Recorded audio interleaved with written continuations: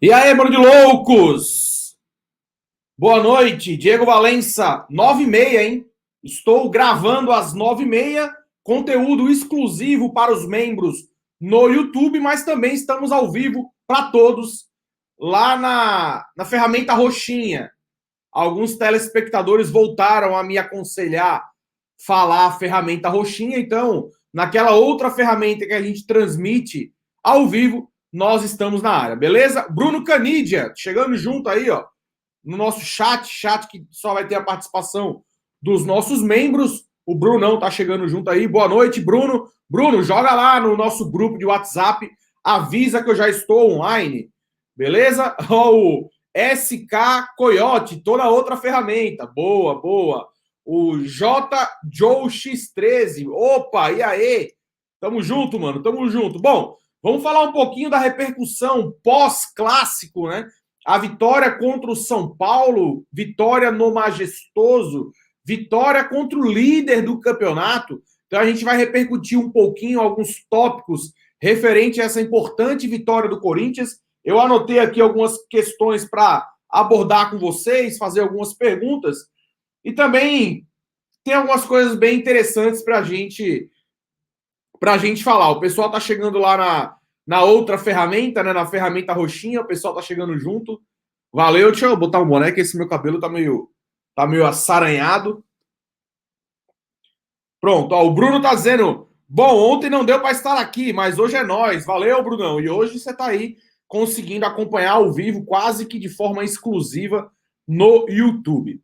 Beleza? Ó, o que eu quero já começar a fazer, hoje eu vou fazer aquele meu comentário da jogada do gol, né, do Corinthians, vou apresentar aqui de uma forma diferente. Deduzo eu que não vai ser da melhor maneira, mas espero conseguir apresentar para vocês algo que produza um conteúdo de qualidade e conto com o feedback de vocês. Beleza? O primeiro tópico que eu queria passar para vocês é uma curiosidade, uma resenha. Você vê a repercussão do lado do torcedor do São Paulo. É muito engraçado, é muito gostoso, né? Você vencer um clássico é sempre muito especial. E aí você vê torcedor falando assim do São Paulo. Ah, os caras estão comemorando o título porque ganharam do líder. Ah, os caras estão em nono lugar e estão todo felizinho. Era pra estar triste? Era, ó, uma coisa que meu pai me ensinou, cara, que é algo super valioso. O futebol é resenha, é tiração de onda. O Corinthians ganha, nós estamos felizes e o São Paulino tá puto. Se o São Paulino ganhasse, quebrasse o tabu, nós estaríamos putos. Mas a melhor coisa que você tem a fazer quando você perde um jogo, sabe qual é? É colocar o rabinho entre as pernas, baixar a cabeça e paciência, cara. Porque o futebol, o esporte, a competição, ela tem dessas coisas. Hora você ganha, hora você perde, exceto quando o jogo é na Neoquímica Arena, que o São Paulo nunca ganha. Mas, cara, a melhor coisa que você tem a fazer é baixar a cabeça. Na final contra o Palmeiras do Campeonato Paulista, pô, a final super eletrizante, a gente sonhando ali com um tetracampeonato, sonhando com a possibilidade de um segundo título na casa dos caras. O Jô fez um gol no final, tava com cara de título épico e não deu. E aí, o que é que você faz na hora dessa? Você recua, você vai para sua casa, você baixa a sua cabeça, porque o momento é do adversário.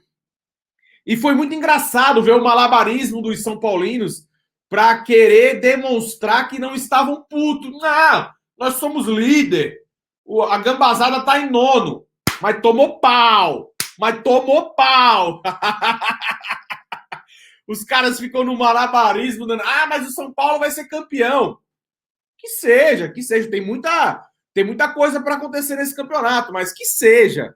Mas ver os caras se contorcendo para arrumar desculpa, para fingirem que não se importaram de perder de novo para o time do Corinthians, foi muito engraçado, cara. Então, assim, se tem um conselho que eu ouso dar para vocês, é esse. Quer brincar, brinca. Quer tirar onda, tira. Mas, cara, quando tiver em baixa, quando perder, recolhe. Dá um passo para trás. Não é feio, não. Né? Se o adversário está em alta, se o adversário ganhou, deixa os caras comemorarem. Faz parte, faz parte.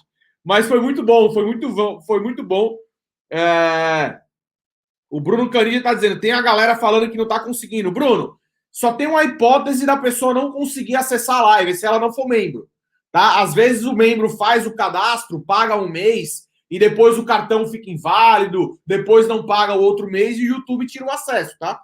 Então só existe uma possibilidade de alguém que acha que é membro de não estar assistindo, é se o pagamento do membro estiver pendente. Beleza? Exatamente. Quem não é membro não consegue acessar. Quem acha que é membro e não está conseguindo é porque a assinatura não deve estar mais valendo. Mas valeu, Brunão. Obrigado aí pela informação. Bom, deixando os São Paulinos um pouco de lado, falar agora, estou olhando aqui de lado que eu estou com um caderninho aqui do meu lado esquerdo, falar um pouquinho do que representou essa vitória do Corinthians. O Corinthians atingiu a 9ª classificação, né, a 9ª colocação na classificação, 33 pontos, né? Falando naquela meta de 45 pontos para matematicamente, não é um valor exato, mas pelo menos é um alvo que todo mundo mira, bater os 45 pontos para se livrar do rebaixamento.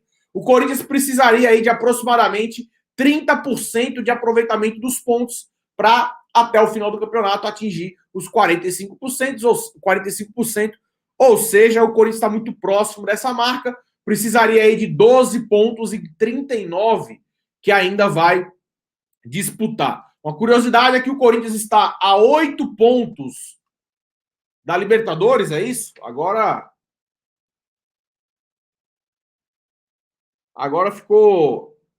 fiquei na dúvida aqui agora. Vou dar uma consultada aqui no nosso parceiro OneFootball pra gente não falar bobagem. Brunão, chama a galera lá, Brunão. Só tô vendo você aqui no chat. Chama os membros lá para participar conosco.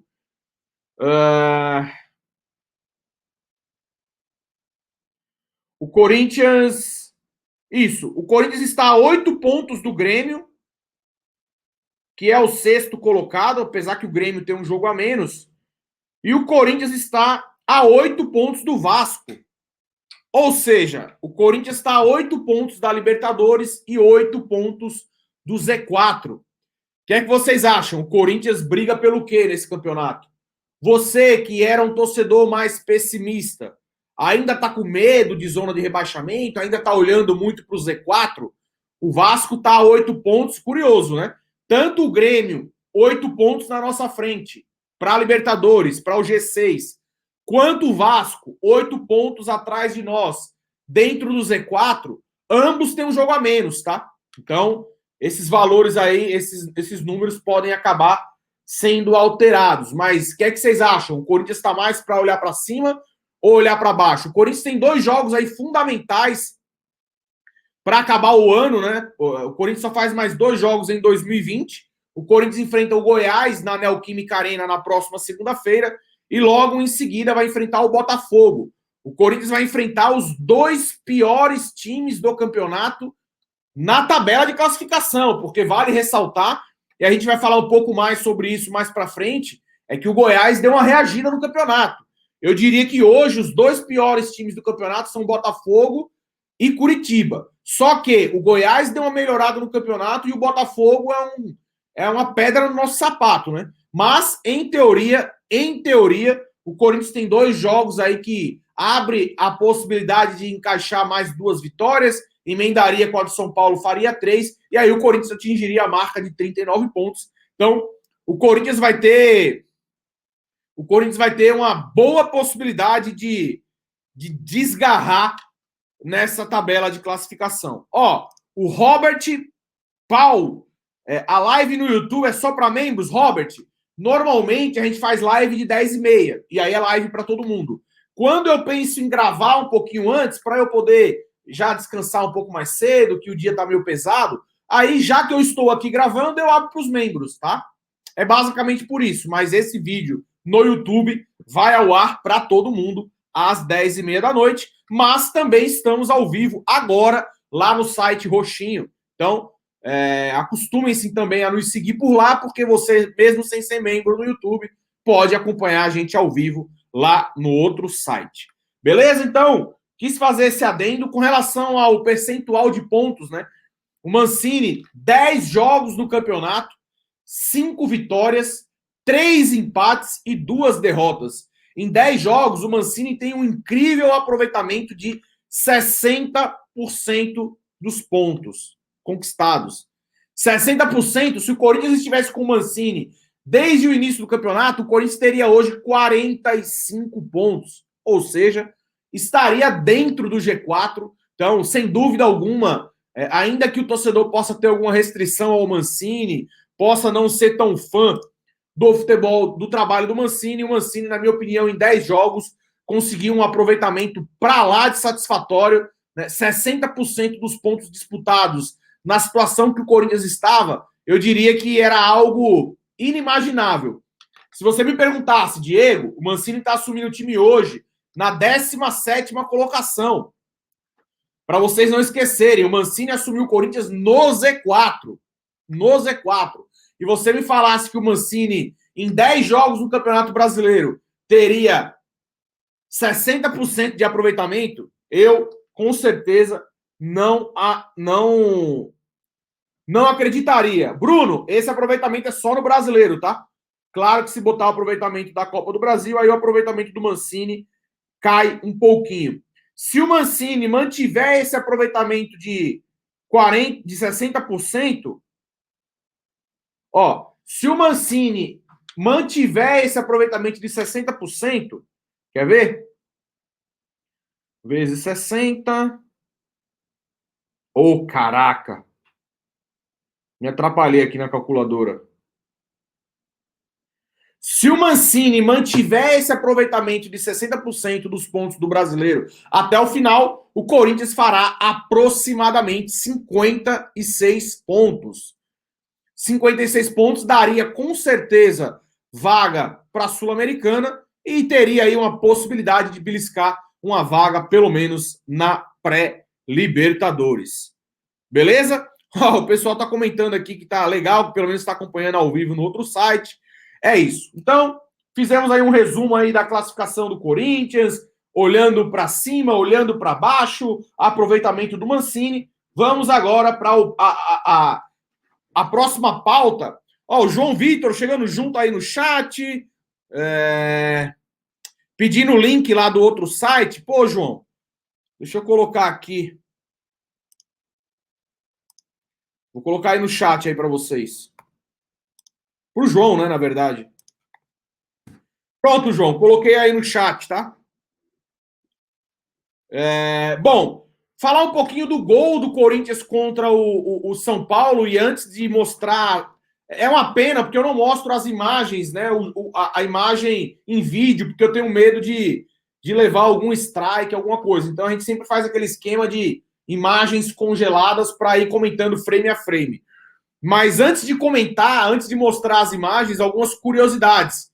O Otero é o 11º estrangeiro a marcar gols pelo Corinthians em clássicos. Vou repetir. O Otero é o 11º estrangeiro a marcar gol pelo Corinthians em clássicos. É isso mesmo, uma estatística aí curiosa. E você sabe quem é o maior artilheiro estrangeiro da história do Corinthians? Olha aí, pode virar quiz aí em alguma oportunidade aqui no canal, hein? Qual é o maior estrangeiro artilheiro em clássicos? Qual é o estrangeiro que mais fez gols em clássicos pelo Corinthians? Quem sabe essa? Quem sabe essa? Maior artilheiro em clássicos, maior artilheiro estrangeiros. Maior artilheiro estrangeiro em clássicos pelo Corinthians chama-se Ángel Romero. É isso mesmo, acredite se quiser. A galera falando em Tevez, falando em Guerreiro. Ángel Romero, 6 gols. O Tevez fez 5 e o Guerreiro fez 4. Beleza? Ángel Romero, decorem essa, hein? Ángel Romero, o maior artilheiro estrangeiro em clássicos pelo Corinthians. Falei uma curiosidade aí do Otero, vamos falar também uma curiosidade do Cantígio. O Cantígio deu a sua 2ª assistência na temporada. E, curiosamente, ambas contra o São Paulo. Curioso, né? Lá no primeiro turno é o Cantígio que faz um lindo lançamento para o Ramiro.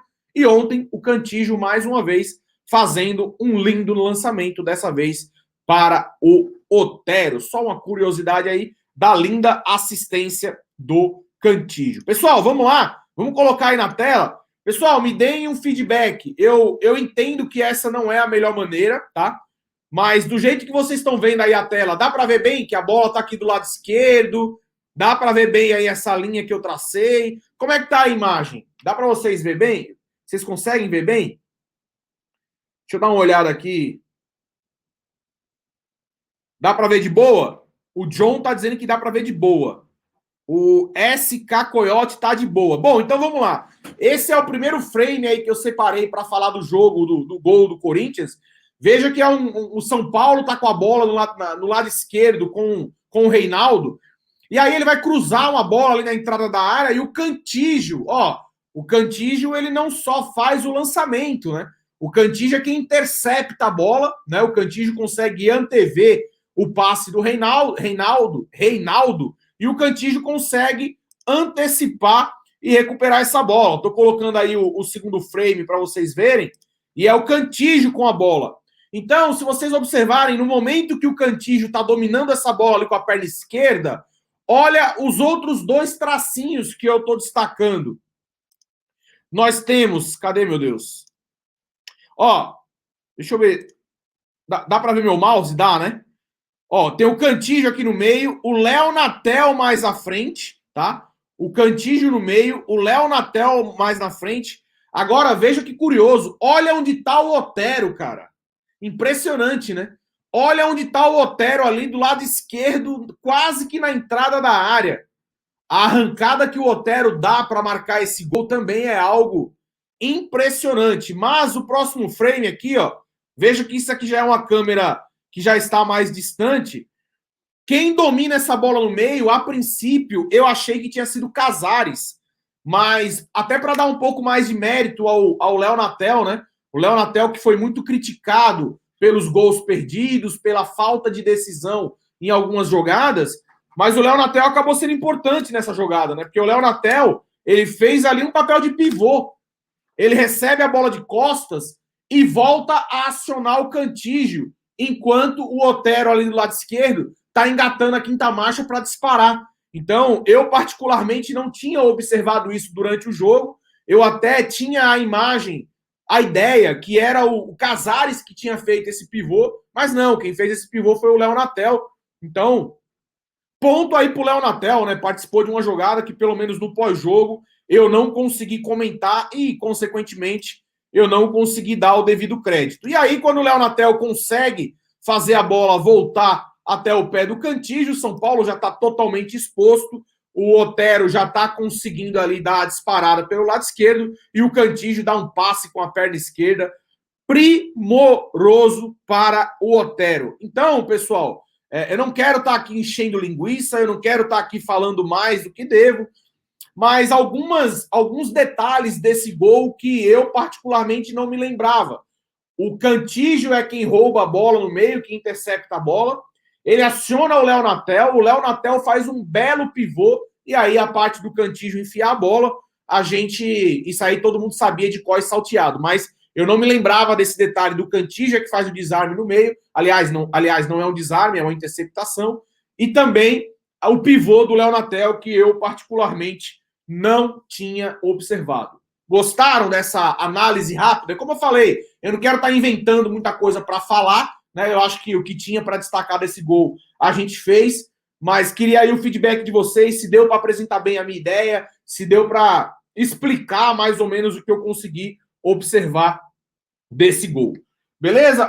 E o último destaque que eu quero fazer sobre hoje, hoje até daria para fazer um react, né, da coletiva do Mancini, mas eu optei por não fazer porque, claro que eu ouvi a entrevista toda, ouvi mais de uma vez, mas eu não achei que teve algo tão interessante para eu reagir a quase 20 minutos de coletiva. Mas algo que eu queria destacar aqui para vocês, que acho que vale para mim, vale para todo mundo, né? Era a questão do por que o Mancini não escalou o Davó, né? Inclusive no pré-jogo, muito torcedor criticando, o Mancini tá perdido, o Mancini não sabe o que faz. Galera, o Mancini treinou 10, 11 dias seguidos. E o Mancini explicou, do mesmo jeito que eu surpreendi a todos e escalei o Davó, e é verdade, ninguém esperava, ele disse que pelo mesmo motivo que ele escalou o Davó, ele não escalou agora. Ele disse que é baseado no que ele está vendo nos treinamentos. Então, o Mancini, de uma forma polida, praticamente disse que não escalou o Davó, não levou ele para o banco de reserva porque ele não mereceu. Porque durante o treino ele não estava rendendo. E aí eu trago esse assunto aqui em pauta só para a gente... Ah, Diegão, mas o Davó era o da fila, o Jô não joga, era para jogar o Davó. Claro, para a gente que acompanha de fora, o Davó fez gol contra o Galo, fez gol contra o Inter, em teoria ele era o substituto para jogar no lugar do Jô. Mas a gente não acompanha treinamento, aí a gente vê jornalista cravando, o Davó treinou a semana toda, tem jornalista falando, o Davó treinou a semana toda e não ficou nem no banco de reservas. Quem disse para esse jornalista que ele treinou a semana toda? Teve jornalista falando, o Davó foi titular a semana toda e nem no banco ficou. Que estranho. Bom, se o Davó treinou a semana toda no titular e não ficou nem no banco, eu concordo que é estranho. Mas eu faço uma pergunta. Ele treinou a semana toda no time titular? Quem disse? Se ninguém acompanha o treino. Jornalista não acompanha treino. Alguém falou para ele. Quem falou para ele? Não sei. Quem falou a verdade? Também não sei. Mas não faz sentido nenhum o Davó treinar a semana toda e não ficar nem no banco de reservas. Concordam comigo? Então, assim, o técnico, ele sempre tem a ideia de jogo dele e o acertar e o errar vai estar muito associado ao resultado do jogo. Se o Corinthians não tivesse ganho esse jogo, muita gente ia falar, com o Davó, por exemplo, eu vi gente falando, o Davó não perderia o gol que o Léo Natel perdeu.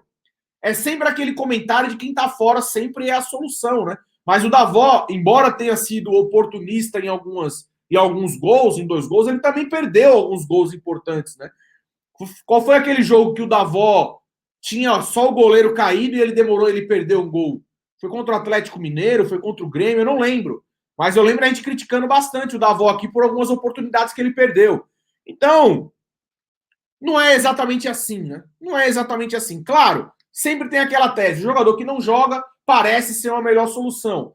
Mas, galera, vamos expor a nossa ideia. Eu prefiro o Davó, eu prefiro o Léo Natel, eu prefiro o Everaldo, eu prefiro o Mosquito. É normal, todo torcedor tem um pouquinho de técnico, né? Todos nós entendemos um pouquinho de Corinthians. Mas, poxa, o técnico está no dia a dia. E o Mancini, só para finalizar, basicamente disse: não escalei o Davó porque ele não correspondeu ao longo dos treinamentos. E assim tem que ser, né? Então, só para esclarecer essa questão do porquê o Mancini não escalou o Davó. Beleza? Galera, quase 25 minutos de conteúdo. Eu vou encerrando por aqui. Muito obrigado aí aos membros que conseguiram nos acompanhar ao vivo. Muito obrigado também às várias pessoas que nos acompanharam lá no site Roxinho. Valeu mesmo. Quem acompanhou pelo site Roxinho também nos acompanhou ao vivo. E você no YouTube, que não é membro ainda, não conseguiu ver ao vivo, agora às 10h30 o conteúdo vai ao ar, beleza? Pô, Diegão, por que esse conteúdo só para membros? Eu explico. A ideia do conteúdo é sair todo dia às 10h30. Para mim, eu acordei muito cedo hoje, já tô com sono aqui. Para mim, se eu coloco o conteúdo de 10h30, eu já tô na cama para dormir, faz toda a diferença. Então, quando eu consigo gravar antes para disponibilizar para vocês depois, por que não, ao gravar, dar o mérito, né? Dar o privilégio do membro assistir? Então, essa é a minha lógica, por isso que eu coloco aqui no YouTube só para membros, para os membros acompanharem a gravação. Mas quem não é membro no YouTube, quiser, vai lá no site Roxinho, acompanha a gente, que você também pode acompanhar ao vivo, e eu espero a contribuição, eu espero a compreensão de todos vocês, beleza? Galera, eu vou ficando por aqui. Grande abraço, tamo junto, é nóis. Vai, Corinthians, e deixa um comentário. Corinthians briga em cima, Corinthians briga embaixo. Gostou do gol do Otero? Gostou da nossa análise do lance do gol? Eu quero saber o feedback de vocês, que para mim é sempre muito importante. Agradecer aí aos membros, a Natália Santana, o Bruno Canidia, o Wesley Silva. Quem mais? O João Vitor, Bruno Canidia foi quem reinou aqui hoje no chat. Gilson Rocha, Diegão, por favor, sem rir. Qual era o placar mais justo ontem? 1-0 ou 6-1? Boa, Gilson. Você sempre com seu senso de humor e, de fato, o Corinthians ontem jogou demais. Agradecer também a galera que está online aí lá no site Roxinho, o John X13, o Edilson Jogador, Robert Paul, SK Coyote, quem mais? Almeida João, quem mais aí? O Motograph 2, o Chama SCCP, pô, tem uma galera chegando junto lá. Galera, brigadão, boa noite, é nóis. E o Itome23, manda um salve, Diegão, é nóis, um salve aí. MA Edmar também. É nóis, galera, boa noite e até amanhã. Fui!